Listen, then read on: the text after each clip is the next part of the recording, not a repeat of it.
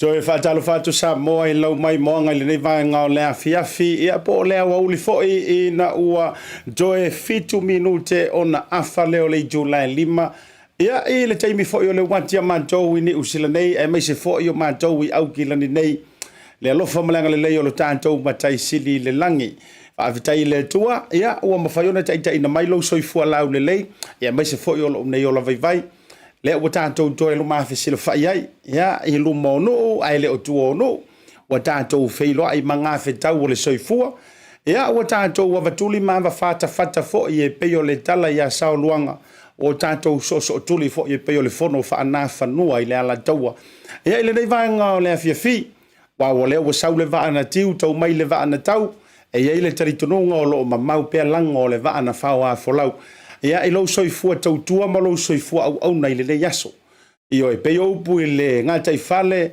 ia ua tue tautai o le fua ina ua tau whaipu ea le matila ma le o wheloa I manuia o le atua I le yaso ia o tala fo I tua vau e masani ai a ua itongi a o se seu ua langatila ua whaapu lou le tua lima whaamalo whai o le whaiva Samoa o fea lava sa e fita I tunga iai sa feta aloloa I ma e la avasi soloa I le ne yaso ia sa e sua le la pauta sua le la patai ia o a uma vaenga uma sa whaiva alofi a ao ma masi iai feta aloloa inga lo tātou watunu e iai lo umanatu mau tutu o lea ua tātou fulialo I manu e tasi la lango fatasi e peo le tautali e sa tupua I le alofa maleanga le lei taitama lo tātou mataisili le langi o folofa ma faatalo fatu Asiata ia mane tātou proklame fo I o le tautai ia e o proklame faiu ale au nanga a lau BLU TV po o lau Moana TV to oina sa watu ia e le mātou o visa fau nei lua se fulu ma le valu D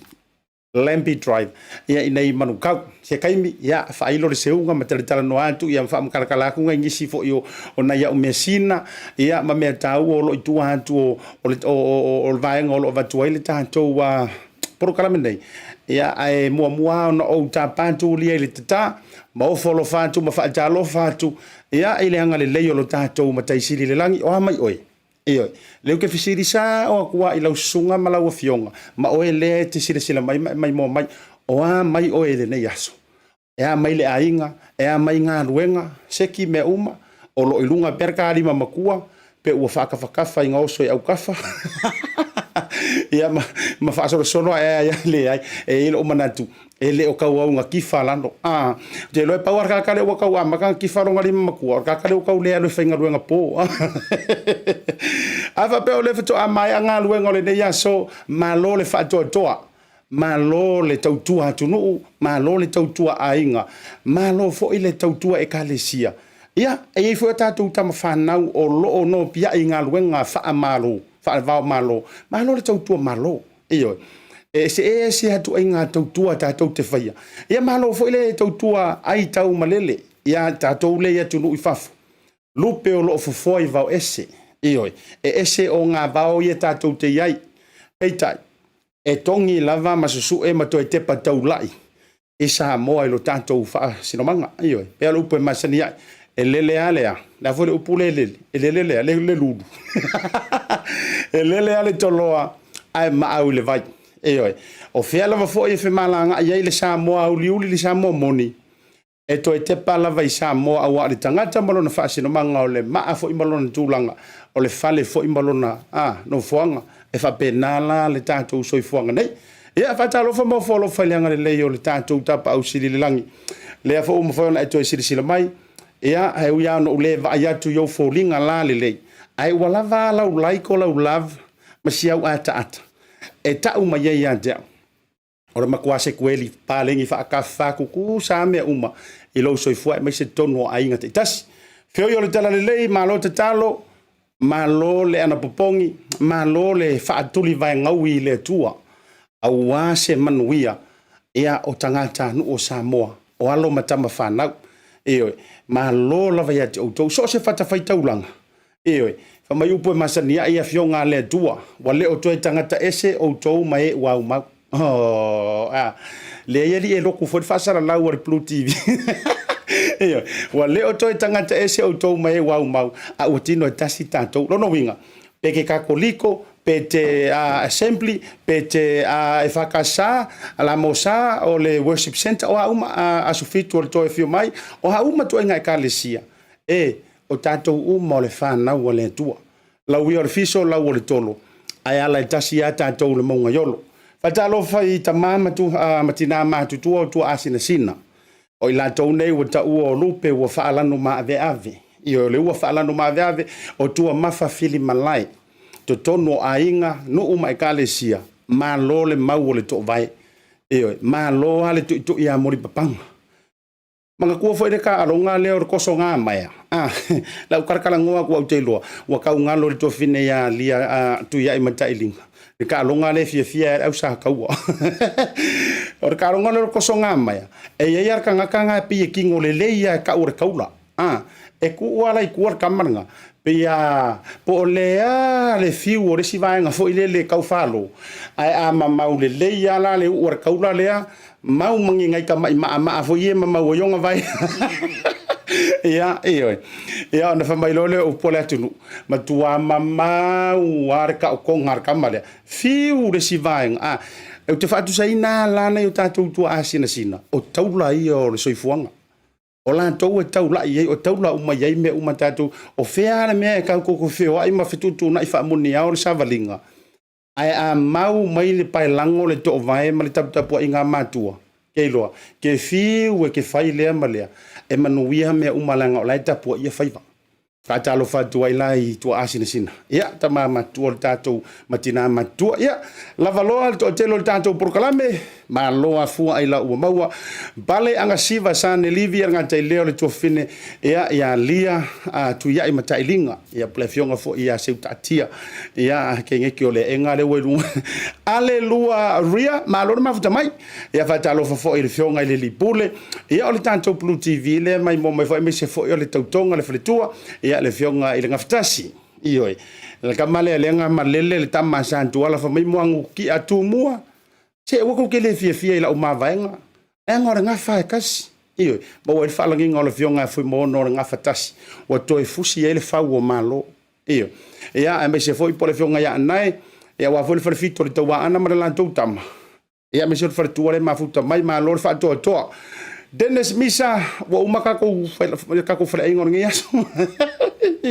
iyo la ngonga ku I matangi le mana namu atu ku kai vinga fa sau kale ngia yasu alta lo fa tu lo songa me se fo yo le tautonga lo tonu mo keni ma lo le fa to ma lo ma futa mai nga tailea o mantei alonga suaso ya lenga si o ko suafa ngi sa pelanga o mangko I sa pelanga I sia ka manga ngala kula wo Joe Brown wa fata lo fata Joe Brown unasa ngala ko fa langa mo va sa mo iyo ela kula e fale foi le office fa ko angala sa mo angala ko ar ka maloa e pikira nga mo va sa le pai ai or ka ela kula la wa lanche kanka le kesia ar ka ke oloa oso elo marke oloa I foi kusili sik ya fa ko to olengo sa we pikira u mo va ya fa mai ka ia le I vakule mo va ai swafa ya ke pa jo mai vai mercari siki o jo le ngo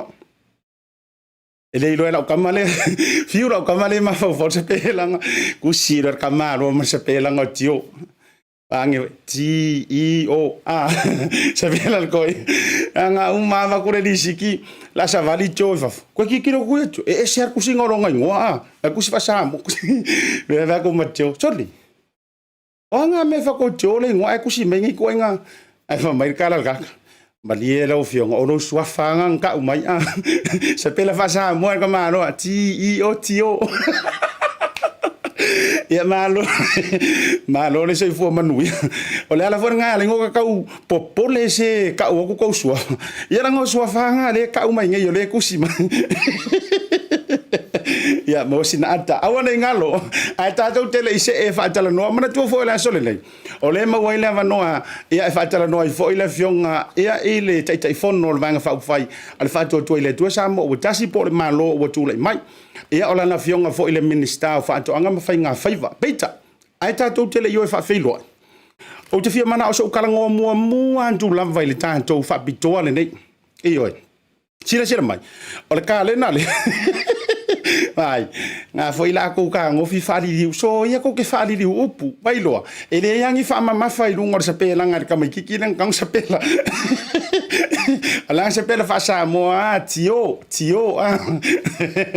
uyo le tato mai tansi mai lava or kale na le tau li mai nantunga o le kale na le nei le asosi po le mafutanga ata mai tai asosi fai fa to anga la autoto to tono se tato to no per coco women's cocoa and organic farmers of Samoa o le la tau li maina o mai Samoa sa le ele o le vaenga le ingi usila mausikalia o na yo tato to fa fine po le mafutanga ata mai tai o le viere upukinga wala ngai mana yan mambalu ta mai tai fai fa to anga e ila le coco matulanga fa pena o le tu atu lungo le tanto live le lanto website now if you like it donating le wo yo luma na wesi sila mai e il tanto website le na e te alo lo lato mo mia ia le fisoso ninga tau seleni a wale ati na ina fo yo lo lato fatu ai nga tausi o tasi nei matanga luenga o le o ia asosi mafutanga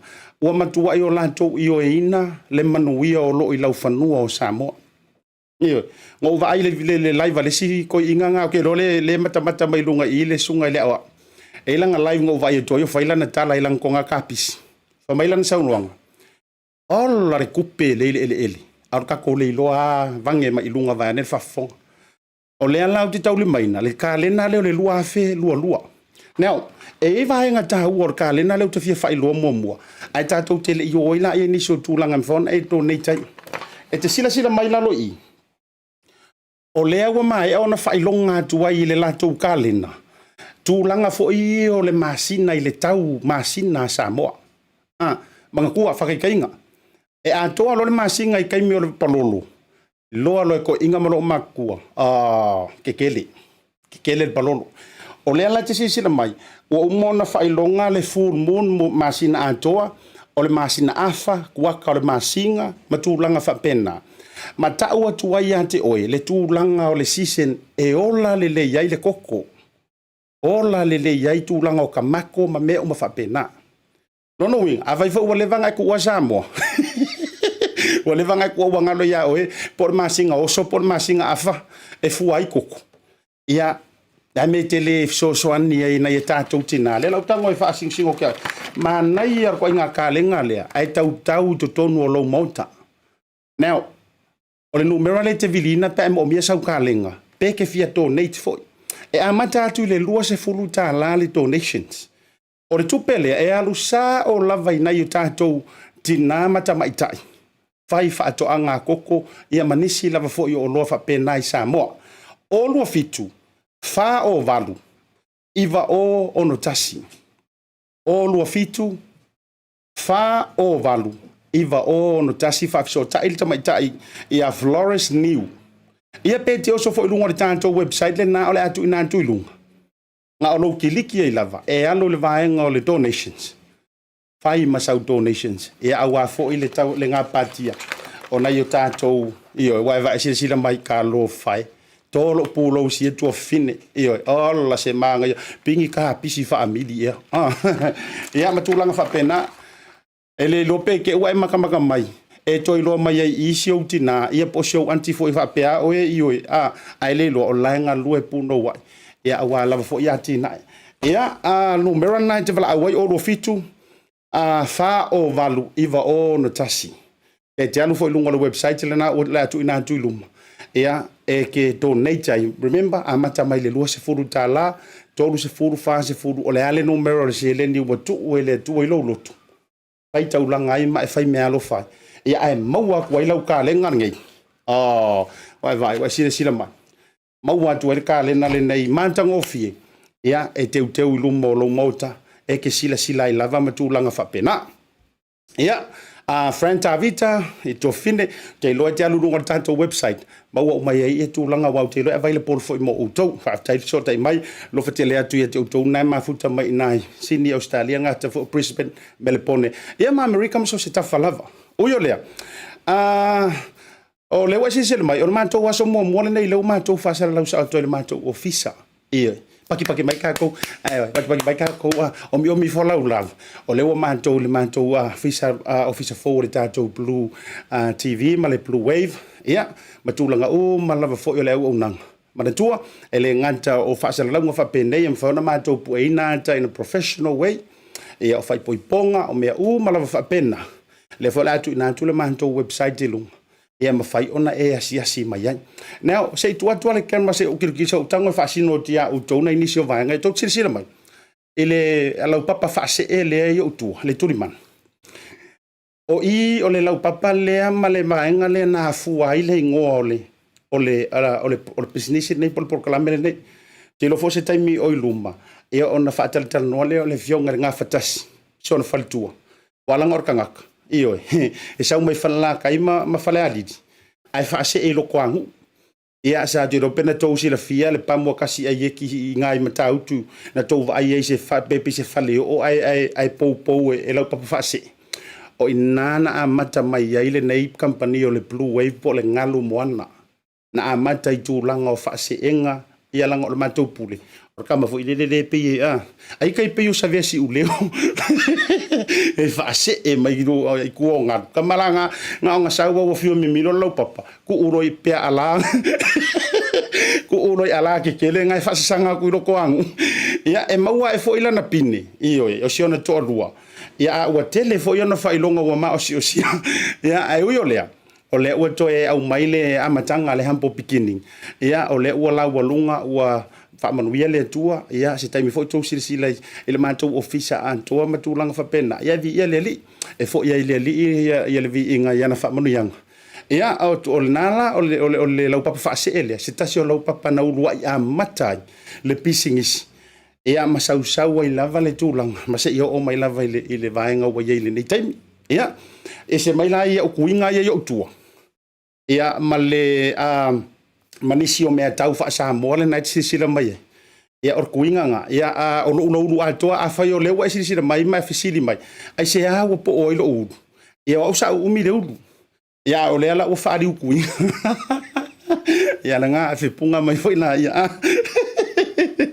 Marola malona sai maror fato to fatalo fantu se uso ia tavu ilevi ia mari tautonga mai la to umala mafuta mai merpone o stadia nga tailo uso ia lofa ma lo brother love ia nga tailo tina matua ia le mala uprofionga le valasi Ioi, ia la mafuta mai lo fatele antu ia mo auto uma me se foto fine ia so valesia ia mo auto uma lava i misi se si la fa lau ia ai o lo sirfiele tua isu e saumua sa ngata leo ana melei ma to mafutanga ave seu ma lo le mafuta mai sem mata matu ta lo fa se uso ia sem ma lo so fu manuia pe sa o ka meki CCWS yo mai ilunga ia ngata leo lo tonu mo keni fala niko to filau mak malaki leiben senior ma lo lava ia ma to fina suvania ma uto uma ma lo le no sai ma lo le fa to ke lo ko kirok si tato atu tato tama video la lea fa uma tuaila ua ile vanga lea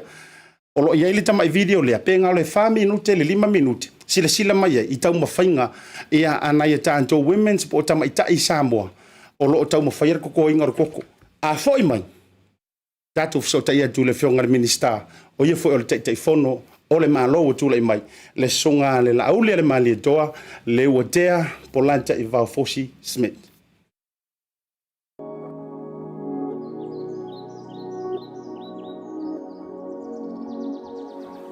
In Samoan farming traditions, we grew up hearing our elders speak of the special times to plant seeds.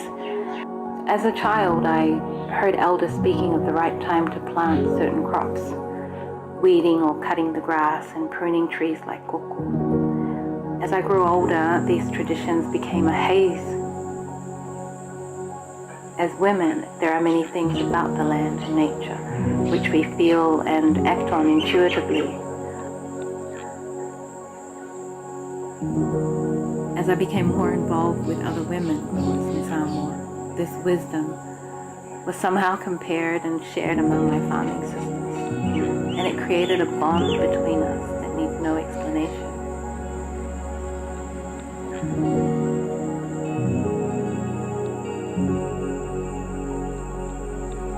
I've always been here. Even though I left, always my heart was here. Just being here for about 10 years now, you just see the land. We decided to do something.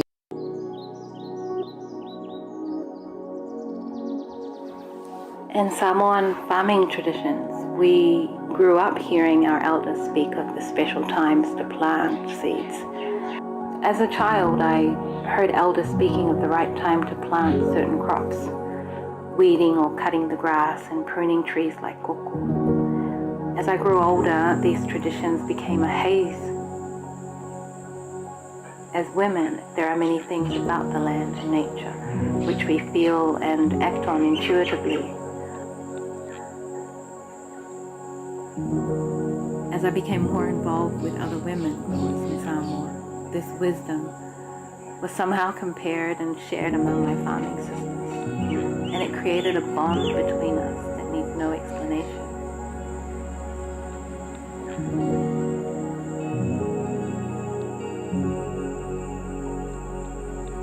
I've always been here. Even though I left, always my heart was here. Just being here for about 10 years now, you just see the land. We decided to do something about it. Been enjoying it ever since. It's peaceful.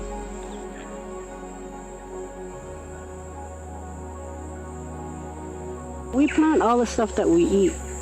We saw the need that we can use the rest of the land to put stuff in to sell. And especially the cucumbers.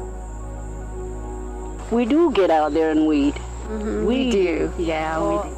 It's not in the morning, in the evening. We are always out there working, along with our workers.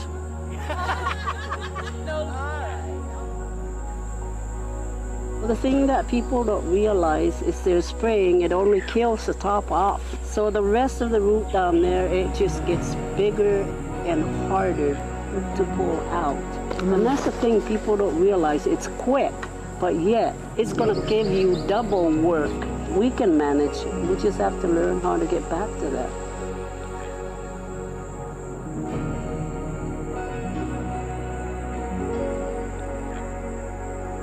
nga ola mai lava o lo wahinga o lo kamamlo ki nga ola o fifakoanga sa o le fakoanga lava sa kausi mai mako o le tūlanga la sa whaonga o makua e le ai mangi vai la au pe o le silea lu i kau ia uai awai e o mea uma o awala le sa whaonga la ue whaonga lava ia mea o le nā tūru ai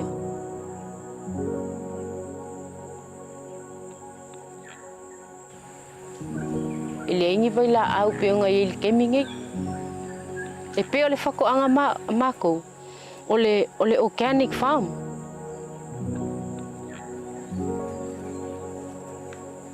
pe la whakakainga le sweet corn o le silea mea ka whaalongo ka ola mai ka whaalongo whamai e koko le kaimi le ako al masinga e koko konga le sanga le kaimi nga awa a whai ke koko ala wa songele le masinga nga ole le kaimi harvest e ako le leile le whako o le sanga le and then I did try nga au kango whakaikai e sa o le leile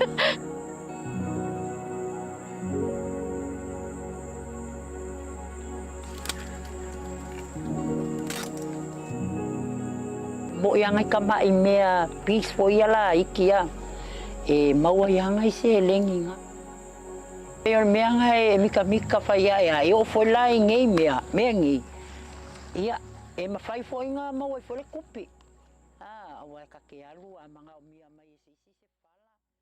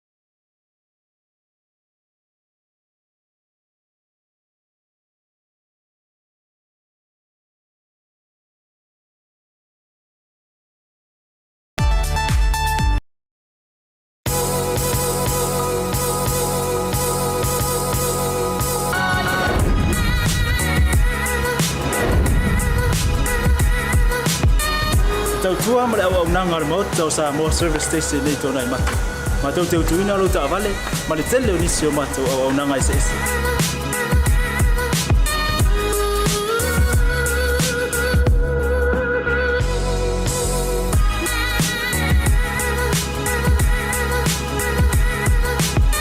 ale ngata foile ma tau te sia ke ina fo ilo ta vale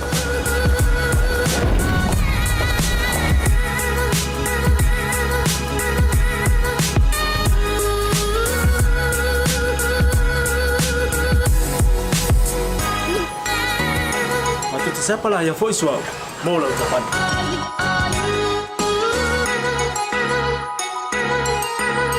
Apa itu yang baik pak urusan? Awalnya telepon, matu siapa lah yang punya mau lah ucapan.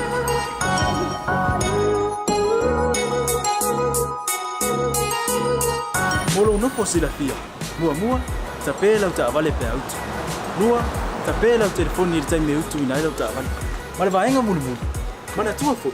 E matua i whaasaina, lo tau maftapa ai no fuanga whapeni.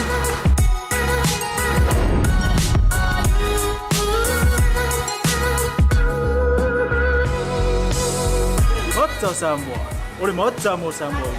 Mata te fia e au na pia mo oi Samoa. Maftaile fia mai. We'll see you again. God bless.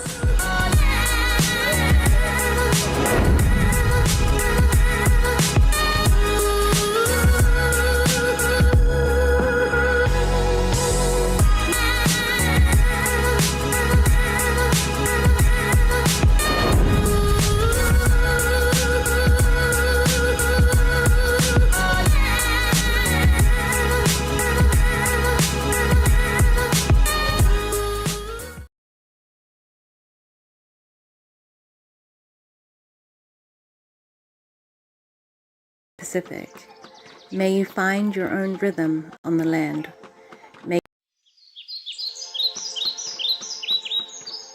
For the next generation of growers and farmers in the Pacific, may you find your own rhythm on the land.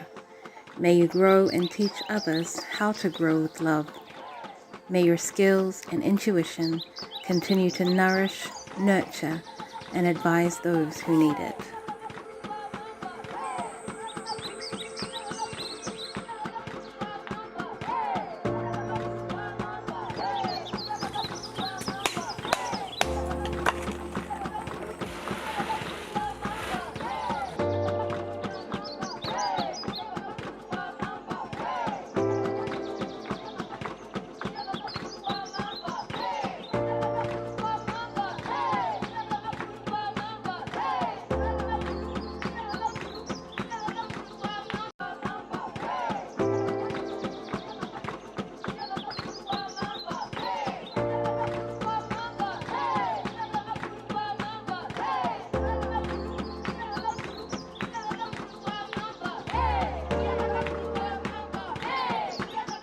Ia le nā tau sila mai ai le ngā tau le video lea ia o le wha mamafa mo na i o tātou tina e Samoa po o tamaitai ma le la tau mafutanga ma le asosio i la tau lo o tutoina le koko, le women's koko ia ma tātou organic farmers i Samoa. Ia le ngā tafo i leo le tātou whaalo i loa ia i nei Samarianga le lei o le Pacific 40 ia ngā te leo le mota Samoa o lo lango sua pea i leo au nama le tautua alau Blue TV. Ia ile nei vanga o le fiafi toe valu minuti ona talo le tulai ono e fia la vai fai lo atu o lea ua pale mai fo i lungo le tātou tauta iae ia ma le tātou Blue TV ia le malo ma sani la le tātou o unanga ia so lulu taitasi le fionga le taitai fono o le vanga fa fai ale fa to toi le tua sa mo utasi o le malo o lo o folau nei ia ma o le fionga fo i le minister o whaatoanga mawhainga whaiva este tausi ia ngā tailea o le matanga ruenga o su enga whaasayanisi ia le songa i le Laaulialemalietoa le uatea politiu antoa tupua Asiata Polataivao Schmidt e lunga o le tātou proklame o le tautai ia e ma Asiata whaatalo whātu e lau fionga i le minister lau fionga fo i le teitai fono i le neivanga o le fiafi. Ia, ma lor se fo manuia i lau fionga fo i le fonga o le tātou polkalame lau to whal vai malai siata ia ma lor ta i le nei aso ma lor fo i le ono sa i whaiva matiute o le ua tātou whasar solo ina ngase atu fo i le lao le nei aso ma lor lava ngā rue ma lor fo i le tau atai whatalo whatu fo i le mai moanga si o tātou atunu nei vanga le aso talo whalama. Ia so i fua manuia tātou whai whaatalofa i leanga le lei o le tātou tapa usiri le langi. Ia pale maia ma tau mai le lei. Ia o le wata avatuli ma lewa whata i peo le tala ia sao luanga. I le mauto le malietoa. O le vai atu suru le tino. Ia o le alavai le ingoto le lai lau anta mau fōlinga tau saafia. Ia e fōlinga mai e tau mai ai o lo manuia masolonga le lei mea umai si o tātou watunu. Uyo lea. Ia manantula u fionga i le taitai fono. Ia ole antau e se ia mai mea whainga pālota matatia. Ia ave io se tupua ina ia uma ele nei vai aso ia ua alanga le ngalu ma whailo ia le whangatia. Ia ole anta me ikasi mai ka vai ane le whafonga. Ska mai ia ka wherka lafo i le whakoanga. Ia o tau la tataranoa le matanga luenga. Ia e mai se fo io nisi o matatia mau au nanga ole a savalia. Ia e mai se fo io nisi o mea sa tutupu e mai mo ina e sa mo ilona lau alunga. La ta amata mai lau fionga i le minister. Ma eule tau mawhainga le fionga ale tu malo faleata. Vai moso maona nuu taula lata. Ia elena amata lia ile talo mua ua ese fo ilo na vainga ile nei tausanga. Ia wa tautua upenga ilo na amata ina. Peitai. E ese le vainga le watula i mai ai ile ave itua i tu malo teitasi. Amata mea ika meki faleaka. Ai ma eule lau alunga o le talia le tu malo e ma faiona e whalau tele le vai liu le lau fionga le minister. Ia, whaftai Asiata. O le whamoe fau le ua iai le tātou whainga malo fau. Ma le suinga le ua whatau nuina i mene o whaalinga ale au whai whatoanga. Ua matua sui atoa al whainga whaavai nei. Mantua aso ia mai le tele o tau sangan tātou o mai. e tasi a le whaaringa atoa i upolu, tasi le whaaringa atoa sa vai. Mai tau whai o mai umalau whai whaatoanga i nil taulanga, e whaatino le mena. I nei i tumua e whaatino i nei luma elo i rwhalo le malo, po o le luma i whatalano le maketi i fo i le i nai i savalalo. Ia o sa vai, ia e salafai, e avifo i sare longa le maketi le sare longa. I le vai mamao le tatou malo, o mato manatu, o tauna whai se swinga, o le swinga, ia nafa tau li maine e tatou tangata uma, ma le au whai whatoanga. Aua nei to iai le me lea o le leto e maua o vanoa. Aua fwoi nei to iai le me lea o le tele o ngā luenga e toe whela uai i a lafu manu, i au fua whae le leanga, o me tau whangotanga ma me whapena. O mato manatu e sai sa whainga fau. Ina ia ta pena lava le whaaringa whatoanga ia ali tu malo ia. O le aua nei to iai le me lea wa le whamoe moe sa iel ta pena ngo menei ia sowat. O le umi o le taimi e whao ngā e mtanga alwenga. E ato le whaarima masina o le mtanga alwenga i le tunu atoa. E tau whiri mai. Leu whai whatoanga, leu whai lafu manu, leu whai whaiwa. Ia o tangata la e whai unga whonoina. E nā mailo le na o se vaenga o le tunu. E le ama ia uma leu whai whatoanga. E le ama ia uma leu whai lafu manu. E le ama ia uma leu whai whaiwa. Ona ia, e la i titi pe a whape whai al metas. Ia, ua manatu ai marka peneta, ma le fionga tamai taipane mi, e whai se whai ngā fau. La a o le malo i tua, e whai whaalinga i to tonu i tu malo la vaia. O la me tu la i malmel na Asiata. So o se whai whaatoanga o le a maualo na vanoa. E whai e lana whaalinga i ana fua, o ana whae lea. I re tau iei se mele o ai o le ave, o ai o le atu, o ai o siri, o ai o tūrua, o ai o tūtor, le hai. A whai o lau whai whatoanga talo ia, sau le tangata malana pest, me tau talo. Whai, tā mū ufi, popo, koko, manioka. Ia, e aru whatasi i eina, e o volai me tau la fumanu. Sau le tangata ia malana povi, polana pua, polana moa, polana pato. Ia pole alava me le stala ia, i me ia le la whatawa le atu. E o volai tūlanga tau whai ngā whaiwa. Ia e whapena fwoi. O le tu tau o le mele nei Asiata. O le maua o avanoa. Ia le tūlanga le a fia le nuu atoa. E le to ia le me a fia le nuu a fia le tu malo atoa. E le to ia le mele mau le avanoa. A wafo o aso ia e pe ia le tūlanga na e atu foi lau whainga luenga ia e foi tangata e masani ai, se tau iai. Ia na whapenare na whai. A le mela le. E o ngā tusa le lei maltato por kalame le tau whata vale atu neo le miliona tāla. A wafa o le komiti le la wha mau popoa, uma leu whai whatoanga, ma leu whai whaiva, ma leu whai la fumana. E le ai lava la se me tasi e toe lei loa il matanga alwa. Malanga le la mau mai wha mau o ai leu whai whatoanga talo uma o lei tu malo, o ai le whai whai, o ai le whai tamu, o ai le whai ufi, o ai leu whai manioka. O ai lau whai la fumoa, o ai lau whai la fua, o ai lau whai la fumanu palangi. Ma mea lava afo i langa lela mau o mawha mau ngal ngal komiti lela afai. E mai se foi o lela i mapule no, masuiti na. O le mawhau whaunga na lena sau Asiata. E le ngata lai me tau whai whatoanga, ala whai foi me tau tina. O me tau lima, i o tūlanga i tonga, o me lava o longa osi ai tūlanga o me masani me tau tina. E pei foi lelo se whaalinga.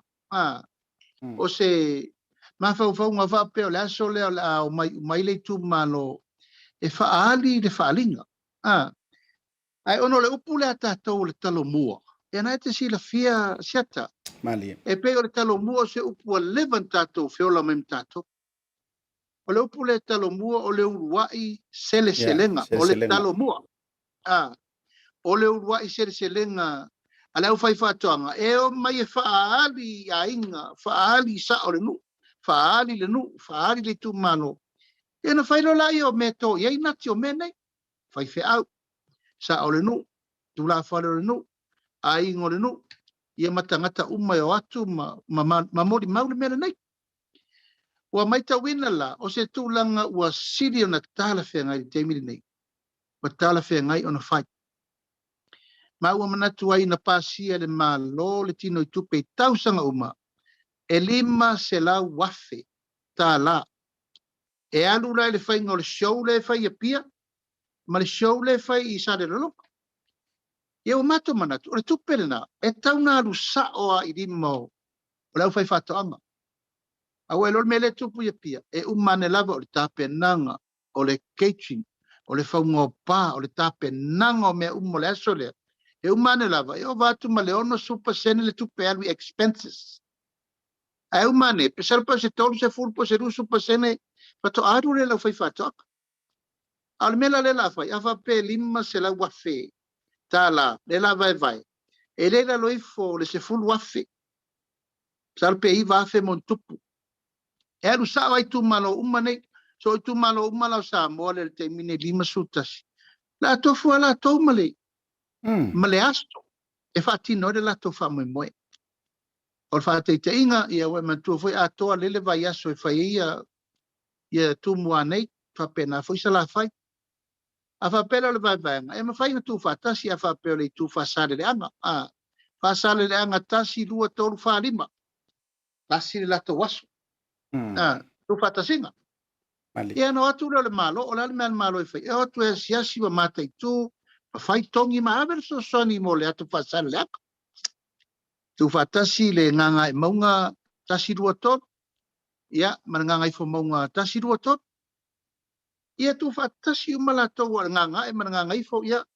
E fai tu fatasi. Ona fai la i o le talo mua i to tonu lava o le tu malo manu umafionga.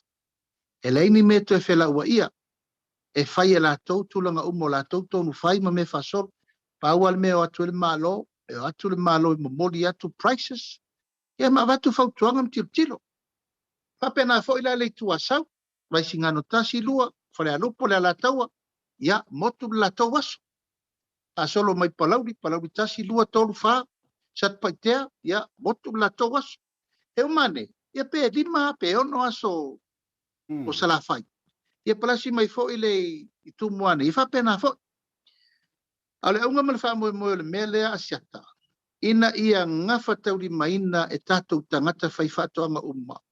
Leto e tau o mai a pia. Alu sao le fa manuianga mo la tau.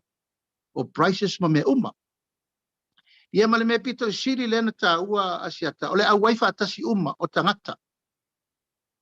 Ina ia o mai umma le au fai fatoanga umma ia. Everybody will be involved and include. If I'm a more neck. Yo le sila tu ta ua siata pe no fayatu.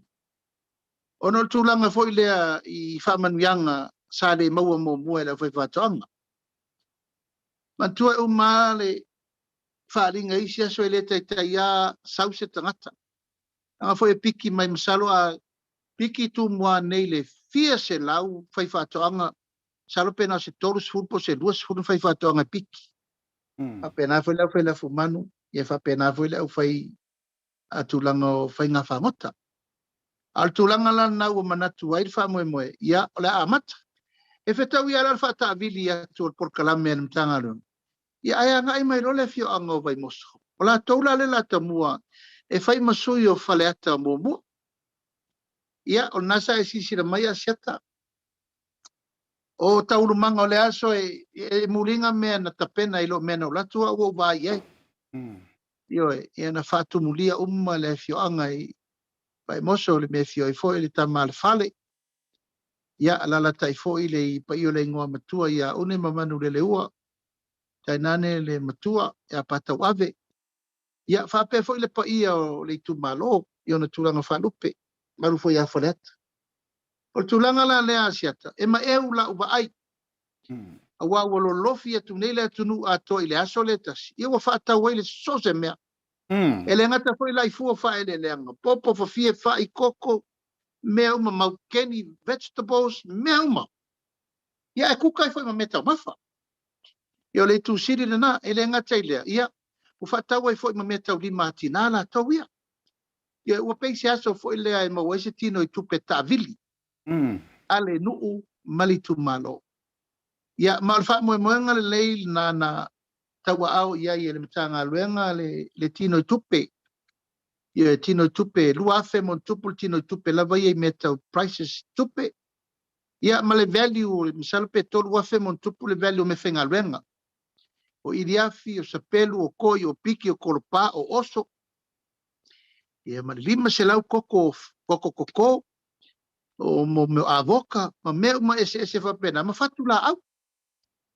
Ia o le te lele na o le me ma faina fa tino ele matanga luenga a nga I tonu lava ile I tumalo le ufa tino le fa mo ma o le fatu a tole na Asiata le mele fata avili o lona winga o le la tato fa solo I lava fa pea o le aso lusu lua o Desema e matou tianga I se vai o le fa ufato ai mai le talo mua fanga e tumalo o fasale le anga no mele fa ia ma le foi lau ta pena ele tanga luenga ia le foi ua talu sanga mai tua I lalo man ia o le fa tali nei le tulanga ia fa pena fo I le tulanga I le vai singano mo bua mal vai singano lua o le lava la fa solo pe o ai lava I la tou mai tu malo le talu sanga mai ia mena le la fa solo a le tau sanga foula vai man tua o le fa linga fa to anga sama sani na fai ia o ke topa November e o fatasi male aso fo ele fa pito le aso tamafa ia o fetau I le lei aso tamafa le lalo lang o fetau I le lei lava la mare tato talo mua lea o le lava fetu na I le awala fo le ina ia wana ia tangia fa pe u fa pito au ngafa na o mela vata fato anga ia falala fo I meta wi makina me fo ia ina ia longa tasia o mai polale tulanga la fa tu langa ai le fainga fo le e te tauna o atu ia o ke topa November tau sang fo ia u fatu langa lor polkala le asava vali tu le malo masava vali le officio fai fatu angam fainga fai e fa la wi lol tato me fo le o le a ave tua le al me to le tata no so ia Asiata o ne to senta mai pia se mea o ne to fito tonu ia pia se mea la u le me tua inu mafio anga ti centralize ina ia tau nuu le whamanianga ia tātou nuu mafio anga ai mai se lava lau fai whātou anga I fito tonu ia leso Ma lo whaavitai lau whionga le minista a manino lau wholesanga malama I tūlanga le lei e afuai ma mafuai le swinga lea ua sila ia I le whainga malu lea ua tomu ai ia le tu malo I whlea tele whionga whio vai moso a o e sau noa o lea ua o tau po e maua a nisi o le ano fale o le wha moe lea o le tūlanga le ia vanoa tu tusa o tangata uma I to tonu o le whioanga walanga I moni lau sau noanga a ta uroa mei o talo mua ia so ia mo mai apia e pe ianga o ilantou ai lima malo losi e mwhainga ngā whakia le kokongi o le vaa makau o mea maka isa wele lori mamori mai upolu ia ma se fo I wa masani ia I wo ilonga a inga pe o tātou mai a whioanga I tua e ka ulor kalo mua ia ngo folole o si vai nga foi le si au fai fa ko anga lilo lo tu ma ua li tu ma pe tau fa mani no le vai liu le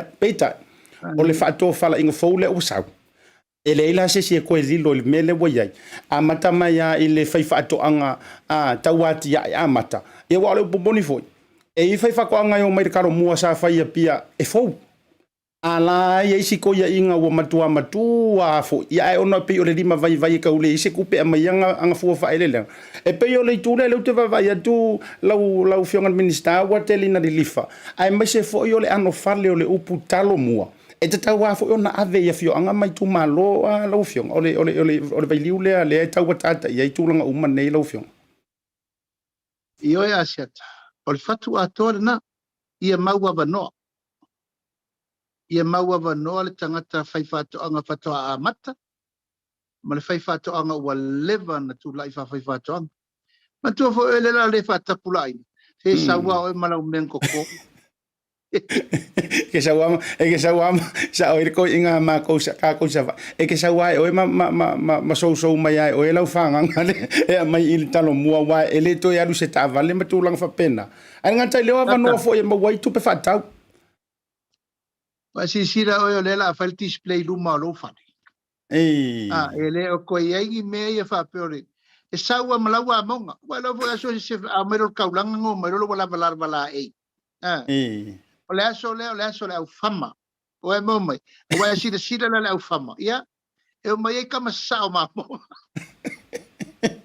ele ko e ki me vo yo mai ko ke ki me e fa ali fu o fa ele ngo mai le povi ko so mai le pua mai o mena o le reality le na ai pe mai e pia ia na mai lola ia o lusi a ko le a ko anga le me mo ila tu Langol mena o mai tau ai isi fai whaadinga mōmua. E solo mua le au lengi mauma. Le o whaakau mai mea mai asia siai. O le mena tupu. Ma oina, e le ta taunto tupu le mena e maua le lei e ial fai whaatoanga moni. Ia mal fai whaatoanga fo le whaatau mea le au fai whaatoanga na sau lea sau asia siai. O le mena e taunu whamanino. Ma le ano fale a toa na asiata le whamoe nei ia o tonu alfa manianga ia i lātou o le au fai whātoanga. Ia na fuafua la ia wai o le tāua le mele asiata. E koneti sa oa il komiti le whaatino le tūmalo. Wai lo komiti lea se furu whā lea, se furu lima le whaipule. O komiti na whaangai ngoina o le mele. Mantua la oe lewa amata nei, ia e manatua totoa o mea totoa e te asiasi ia Novema, o ke topa Novema tau sangfo. O lona winga, o fua o se lenga mua. E te asiasi mai ia Januari, Februari, Mati, Apirila, Mei, Juni, Ulai, au kuso Setema o ke topa Novema. O inai fafanga, o mai au mea fafanga. O lau pai a polea, e mana ia o le melna, mantua fo e lau o isi au fai vai. Fai ala tō whato angati la pia fo ia ta eli lua e fai ia bonds. Ia na foi otu nua siasi e. Wai le mawhaina e sau masau poni ne tau rango pia. Pea mai a wia e te tauna e te le lava le tu tau o le ave nu. A wha peo sau wha sao le sami. Ia o le awa siasi e vai po feo lo ngā sami le whai au wha sao. A wha peo sau papua. Ia o le mela e whai lau papua. O lau papof. Ia o a se singe whai papof. E peo tu leonga sili le nana na te le ele fetu na inga ina ia mawhai o le aleto o mai leo whai whatonga ma le tunu u le matanga aluenga ma le malo a le la sava vali atu le malo ma le matanga aluenga i tangata malo whaavetai manino la le tūlanga lea ia amu ia fo i tu malo o te lo fo o le ua mantua i vao ngaka mai le te lo i tu malo e tali sa paia ia ma ai le manu o ulu le suinga le ia o te lo fo ia o tu tau sanga fo ia o te lo la le tu tau talo mua ai pe la tau ia sina se isi fa ingoanga fo le e tai au fa mai wala na o tantara no o le na tu i fo lunga anta o le au fa me ka ulima o fo i la tau le tu pau tina mata mai tai o le mea o le alunga o kanga alunga o le sau o le ia lava o mea uma fa pena o mea tau lima le fo wa yai fa mata o no to sila la si ngoa e fo ile le pi tau fa la utele mata o fa yai le por kala mela vai tasi la ufionga Siata o le tau te amata mai o tanga luenga o fai fato anga fai ngā fai vale amata ai le tau mia yati na wa le upuna o lo manuia o wati na a we man tu volta to upu fa solo na pengo fam tilanga o lo manuia o wati na e Samoa. I o tina e umala mei. O ai vai nei alunga o fesa wai. O le tufu o le vavai. Ai vai nei li e tonga o fesa wai. O le lau fala. I oi. Ma mea uma nei ta penai. Ai sila nei mea uma i siapo. O me tau lima. O me fai popo i tu ipu popo. Ma mea uma. O ula lo pa o ula fala. O mea uma lava e related. I o loa e ngosi mai me tau whatonga. Ai pe o le nganga le na e fetuna i pea ona o le lava sa faadi ona o le urua i selenga ala fatulanga lava pe lava o le faalinga le au fai fatoanga e adua fa pena o le faalinga le au fai fatoanga pole o le faalinga le au fai fatoanga i tu malo e pe e o inai lau tele ele le faalinga le au fai fatoanga i tu malo te uma Samoa wa le la fai le mesai mo mo le faalinga le au fai fatoanga i upol ia na la uma mai ale o nei me ia pia e nati sira fia e fa tau lau papa e fa tau waia e fa tau mea ai e ta pena wa el tise e ta pena o male le nei metele e no male va so to etana ai siria tu lava le o I fo le nu ia ta pena e la to me ai vai al mena no la to vai moso ta Asiata se ngo la ku fa pe wi ka ko fa le la ngiu vo ia so ia e fa ku po la au sa mo vo ia ko la ngiu le me se mo lo o fa ka polengi fo na e vai le ia I le mele we ma fo ngo tangata o le lifi la to le standard level ia to na o lo to we mo lo tanto nunga tato me fa fama la va fo ia ia ma lo tu ia o la lava fai la to fo ta poleni ma me ia ma sa ia la to tope ai pe le nganga le na Asiata e le tanto nunga e ta pena la to ave ia la to le ownership e ta pena ia la to le me la to te fina ngalo o lai mana na o ai au nei feto so ina tele mele se longa pule tu le malo le meta pena fa to ta pena la to le me la fina ngalo ye le tu malo ma nu ma le me faina la to affording yo a faila mo atu se mai me ai le mailo ya me le ausa le na fainga me ya vai nei me esa fa ye pia ia e fa tau le ipu la poto fo ele ila e valuta la le ipu ai le tu se me ai to ton e se si la o ye e ma le mele la una aua nei te faia ko inga kuka na e fai sa o tatou fa ausi ma tatou vai salo tatou koko esi me ai ta mo tau mafa sa mo a tatou alo ese maisi mena a ma fai foi no fai se povi tunu vili o me ai sa mo mena o se fa aliku o se umutalo ye na wasi sir masalo la lewa amata me vai moso ya ta ofi o ipi me luma e le fatua o ia le fina ngalo tangata e fai me le o la ia la tol tofa ya le la fatua I lo pusa se o nga kongo mu mal mai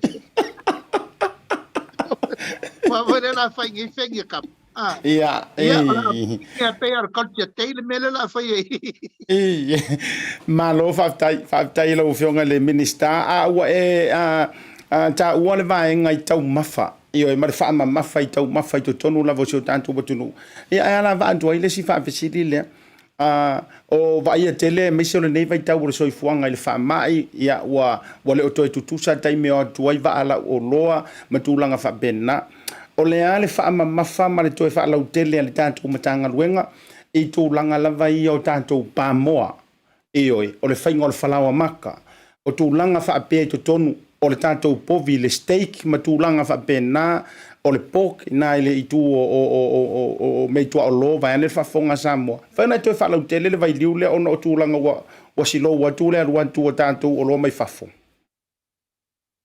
sata o le mele sa tātou ia ile luas fu tol su tau sanga taluai o tātou wola fa lango tele o lo mai fa fo tātou te tau mafa ma ai o leo mori mawina le la loi for fasu le limas furu I le onos furu container pusa moa o le tau mama faile tunu ia luas furu torsu mo tupu container alaisa apena foi fola o mata ia male tele o me ai o le tatou te taritonu e ma faina tatou replacing ai nei e fo manta tara no winga I pa moa ma me ia wo manta pena ia elem fai lavan tatou no fo ile mea e tau no ma fain tatou ave esele leisa wolto e mai se leisa ai tatou ia maule tunu e tatou talo o fai o ufi o popo koko ia male mea ia ano le masani tatou ola o tatou tupe te lel na le alu tatou foreign exchange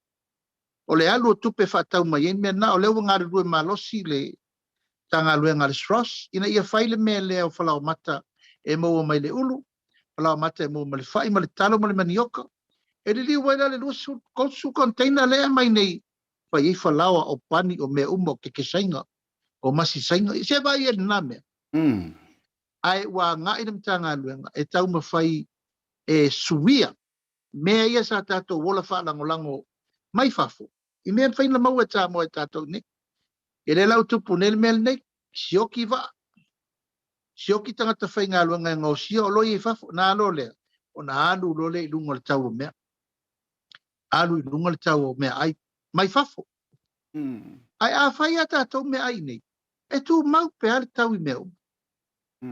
E reo tu ai mai fo i whapea mai o tau ngata o loa talun tu lai mai le fast. Siata e le pule le fast i tau o loa. O le maa lofo i lava na ave seal me leo komiti o le tau o loa. Ia a le lau tu lai mai nei. Wo tato wol me voile le a te le sa palai wadu lalo le tau. A sioki sa palai wadu dunga le tau. Ia i teimi whetau i ele mea na le supply and demand.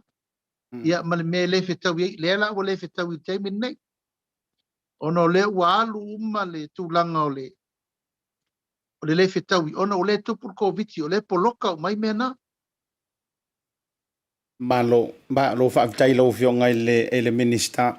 Ao e sau noa i tūlanga ia. E le mea woso mai lo mawhau lo fionga i le minista. Mana tua fo i a sa tātou i Samoa ia ono nofo fo i ele i o mai ngai a kungu. Ngai ia loka kari kongunga o le whaingale o le soifuanga pu mo o sai ai. E nga o apia e ke mawele me ta o le taulanga. E nga o salolonga fo i mo tātou i sa vai e te mawele me ta o le alu le make ki me tūlang whapena. Pei tai o mai ine ia tunu. E ke maua e whai are kaulanga i a le pikongu umale nu ule 19 nofo ai. Iwe, e ke kau lea lufu e tuli fea ma fea. Pei o se ata lea mo le vai mamao o lau sungan mata i le minista. Ai mai se ale toi tapu e ina, mai male toi wha amalo sia o tātou lau whanua. E tūlanga i tau mafa, o whaato anga, whai ngā whaiva. Ia mai se fo i o le o su enga whaasai nisi tūlanga o lau la au, ma whala au whaale nā tūra. Mo le soifua malolo ina o le anta lea le tau, e whamatai o atu i nisi tau sanga o lumana i le whinangalo le atua. O ono fo lau tātou Samoa fo i le wai ale shopping center sakpai kia la kouia. Wai ai le tūlanga whapena. E pei o le me, o le tau tuturi le saunoanga fo i le alto ato ali i o le me le lei uporo. E le lei fo i savai. La so whinangalo le tūlanga le alau whiong. Ia, Asiata o le meta ua lava ia umi le ola. A o fufuanga raruma maona na fo i sai whalongolongo i tūlango anava tau ma me sa fola. Village Council. O rol me nai whaunanga. South Auckland Council, Manukau Council, North Council, me whapena. O le mena leta te anga iei. A leo tatou a mata nei le whatuina o fono nei. O Village Council leo whatu ni tatou miliona ta la project. Ma le amatanga na le mea. O le lei auna i tue whemalanga i soro tangata i le mela leo le tau fiofi i teimi o COVID ma mea. O le whaavai sa o ale na. Le whatu e whaafonga mai o le whatu a fōmeta o councils. Le ufa teimi nei. Ma le amatanga na. E tu whaatasi le ale nganga i whamonga tasi rua tolu. Tasi le na councils, nganga i whamonga councils. Papena fo i el tūlanga o nganga i monga tasi rua tolu. Papena fo. Waisi ngano tasi lua whale a lupo, tasi le na. Ia, anga i mai a leala taua mpalau di tasi ma sālenga mua, tasi le na. Ia, sālenga lua wha solo mai ai. Ia, palau di wharwhap sat paitea, i tasi le na. Wha sāle le anga, tasi la tau ato ten. E pei o le mawhau whaunga na. O le mena lea nga i ai. Tofu ma whale a onga le lei. Tofu ma whale mai. Tofu ma whale o loa le lei. Tofu mfale tupe, tofu mfale leo, fale fui mu, ma me fa pena. O le tūlanga le nā siata, e peo no whai atu. Tātou talo i umi leola. Alfa moenga le nā lea nga i ele tape nā ngāle. Tātou a ingol whātua tue le tu sa mo utasi. Malo whaavitai lau whionga i le minista. Manantu ea o le a tāseu whanua. I le nei fiafi ia ono le tūlanga ua mana ia fo i le tā whaatalanonga peno whatu. La whaataalolo nisi o vaenga o le tūlanga i le alo atua Samoa i le whainga paro talaiti. La tātalanoa i le vai aso fau ia pete ua arua fo i sua tanga o vaatele o so sta special whai o le whau whai ungon nei vai aso. Ui o lea. La whaatu i lau whionga i le minista tau anunga mai pe i se isi vaenga i te manantu e wha mailo le taimile nei ia ona wha mai ailo le tā whaatalanonga malo wha alolo lava. Ia, e lei se si mea Asiata e paulava lea o le tātou whanonga manu. O alfa moe moe o le sol whai ngā whiriwhiringa Samoa. Talo lava lea le tātou aingol whātutua i le tusa mo tasi ia i o tau olo whangia le. Tātou anapongi fo le aswhalei le tātou tatapo i ele tātou wha moe moe. Salo wa mai a tūlanga uma mātu wasan tātou tāpena ai. o lea ua i umalmanuia le fa'amoemoe o le tatou aiga i falealupo ia toe ono le tapena i le so e taimi ia noutou fa'afoga foi lea a o le agaga lenā ina ia uli masao mea uma ma le fa'amoemoe a o tapenaga lava ia le matagaluega asiata ia o loo lagona pea le agaga fa'afetai ona o tapenaga uma le fo'i fatoa ai umai le fono le kapeneta sa faia i le so ia mai tele foi mataupu taua ai me se foi mataupu mo le fa'atulagaina lava o mataupu walmanuia le tunu se taimi sa no atu leo le fionga le tamaitai palemi o lona le tofinga i fa'auaga mataupu ia a mataupu lava ia ta'ua ia ma le loto i fale fa'ato'aga mafaiga faiva ia le watu ai lau tautalaga ai fa'afetai tele atu sa moa i lau tapo'iga e mai se foi lau tapo i tatalo a pe foi faiva alofi lima ua le manuia o se tatou tunu tatou felo e pei le foi asorulu asiata ala wolu so ole kulikuli ka ko loku tatou fono talo lai fai nei lunga o leua se furu lusu minute o te ai le tulai ono ia le ono e amatai ai faftai tele mo lu no mo lu malos alo fatu tatou team ma tatou le tio fa salalau ia manuia tele le fia fisa mo aso fu mai manuia ia whapena foi tātou avele iu te peiona e saunoa ma tanoa ia lau whioka minister po lau soko foi le tūmua le whalewhau tūmua ia whaaftai tele mo whamonianga ia manuia foi le loan tū le anpongi ia te talo mai mo le tātou ofisa ia ngata foi le ole whionga fui mono ia mamantou uma whamonia le tū e toi teimo le nei fiafi so i fua mai ia manuia e fua alo fatu asiata whaaftai whaasoi fua ia Samoa o le na le tūlanga o le whātalanoanga ma le whionga le minista manatua ua tauwhia tūlanga manono dia laulu tai manu tawai pe o le tala e whaisi o mātou whioanga o sili ia e le tūlanga fo inisio whaafisili tau le pālota ma tūlanga whapena manatua ono o le ua tauwhia lava ia matau mawhai e le puipuinga foi lele ia wane ia i vaenga i la pelepea tapua inga i tue lua le nganto le HRPP ia o le whātua tua i le tua Samoa o tasi foi o le ala le mafuali ia wa foi le palota le titi sio tato o tunu ia me se foi ia sio to fine ia friend Tavita se o se ma ofisili o ke popoli la ngo nisio tato ofisili lo te lo la minister e fatu tonu ia nisi o lanto ele le ale ave sa al facility fa yo immigration ave le official immigration fa yo leo ave le official pe ya la facility anga i leo man tuota ya ole fa tala no ile fionga ya fa walo io ya ono le ya so ya wa tautino le solo le tamaloa ia ma la si tonu la o le fo tu langa fo yo le minister fa to anga ma finga fa ia vai le manga ia ole aso fina ngalo mai se o tonu ngol YouTube fatalo fatu to tele o tanto ngol tanto YouTube channel wa ole o tanto for lau i platforms ne lu ole aso fina ngalo le vai ngale le summarize le tanto tan no ngam fa u mai tanto to te ya ole aso fina ngalo ma ngai le vai nga fo le ave ku malo ave tu i tu malo e fai le talo mua ia le ngata foi le ka ngola omi mai lunga o le sa wingoa e ono fai ngoa e ke le ro mana tu fo o tanto tautai ai o tanto le wo fa tala no ina le fionga le mingiska ia e kope mai ngai lunga o la omi o le se tu ai nga tailo ese mai le talo mua wala ngolela ole ai ai matulanga tau me tau lima tulang fa pena fa ma ko le singa we kama style foi le singa wingoa wa ma fa yanga fa le fa pena ia pe mai a foi le fa nga palota post lungo le tanto page like awana ngale tu tango o mile like ma share tanto por kalami like ia tanto page al Blue TV ma se for tau tai io page umana e lua e unga mai tasi la lo tanto Blue TV ia e la tu e fa ngofie ona e mawaina ia tanto live so stay mi ala e fa tala noa a fionga minister ia e kire ko e kawalu e search so fu ma kau fa ni tech e o ko meki ale pop up atu ia te oi ia ma a o tu langa le na a fa pe ye singa o bingoa fa alinga fa to anga ma fa nga faiva ai tu malo te tasi ia talo mua ale fa to anga ma fa nga faiva ia langa ingi me ka ia wa mang tu talo mua ia ingi me ka ongi a mua Ia tulanga uma fa pena. Ta lo fa mo fo lo fa tuai. Ia ti o to uma lava. I lunga o le tātou Porokalame ioi. Ma le sunga le Laaulialemalietoa. Ia uia e le fa pe o se si tua la yo no ioi ina. E ke lo fianga i le vaenga le aveitua. Ma le tua tātou i le upu fa Samoa. Fa ingofia i te sila fia mo unoa. Ia I fotonu lea. I fotonu le fuiniu I le lapalapa. I fotonu le fuiniu le lapalapa. O le upulena o te mana o ea leino o ioi le melo le aveikua. Ia I fokongu ane manuia. I le tangata lai pa masisina lo nafu. Malanga I le se le saunuanga le fionga I le minister.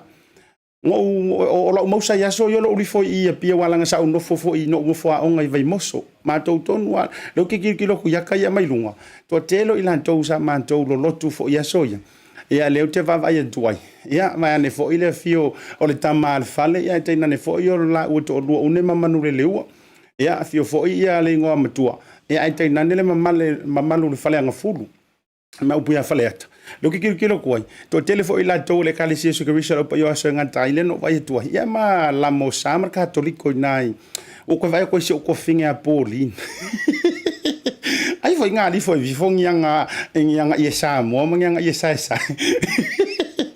ya al tu langa na e pe yo no yo ya uia il fato fala ingale wa so ya e pe ao mai ya fo ile ao mai ya kanga ka mai kuai il taro mua au podu e o mai foi le ngale au ya o pusa nga va nga foi ka masa o marofa ka e nga fatia le o ya pia ya ala ile siko ya ingala o matua mangumi halu mo au le usu le kai au io ka pu pa au ka fo ile usu le la ya nga kele afo dingale a mainga nga fatoanga la kurola yor kamale plenty man ya kele nga la ku sau makamanga sau ro ya fa yelo ma fa ka ya pier karomu aeo ki fa sa o ya na to ina ya la kiloku ina isu ina ya ngoa yo au mai ya fa role ya fa mai to tato Porokalame o le ngole mai va o Malaysia Farmers Day e kasi ala fa longo la ngoa o longa e fama ya so ai whatever Antonio Puruseu itu alofi male itu fanua fo wa kang o fo ia il pala mana ya va talo fatu ile sunga le QC sunga le loya Asiata tina va ai me se fo le tonga le fenga fatua ya mara ya ala to file fa fatu mo ma lo le mafuta mai frenta vita si o manga sa se ma ko fa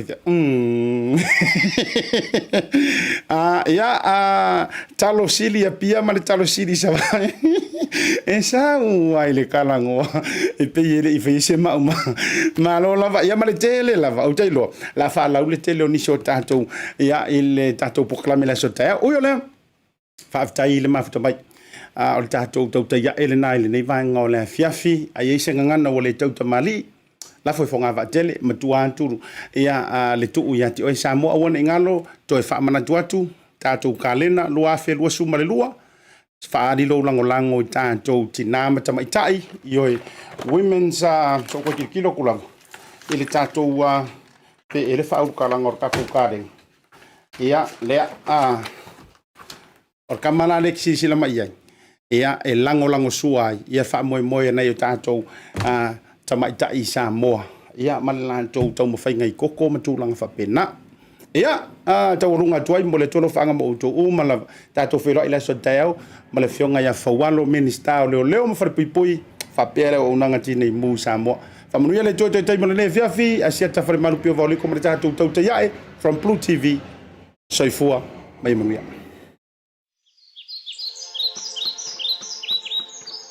For the next generation of growers and farmers in the Pacific, may you find your own rhythm on the land. May you grow and teach others how to grow with love. May your skills and intuition continue to nourish, nurture, and advise those who need it.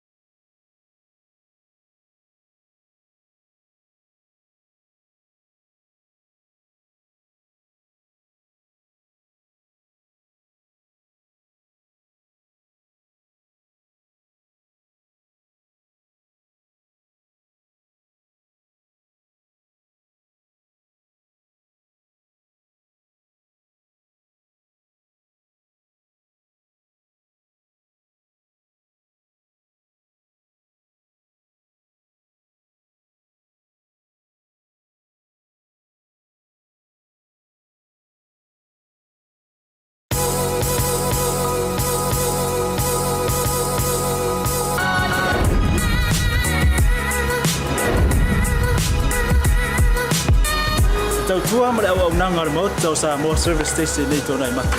Ma tau te utuina lo ta vale ma le tele o nisi o matu au nanga i se ese.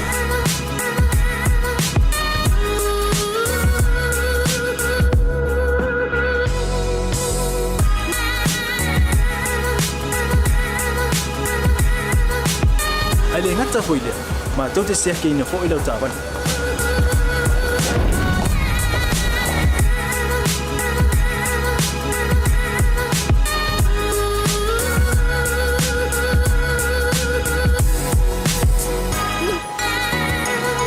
Siapa lah yang voice wow mau lau tapan.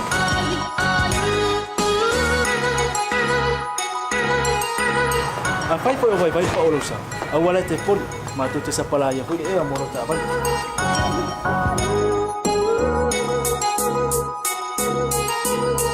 Molo no posilafia. Mua tape lau ta vale pe out. Mua tape lau telefoni il time out ina lau tapan. Mala vaenga mulu. Mana tua fo e matua I fasaina lo tau maftapa ai no fuanga papeni.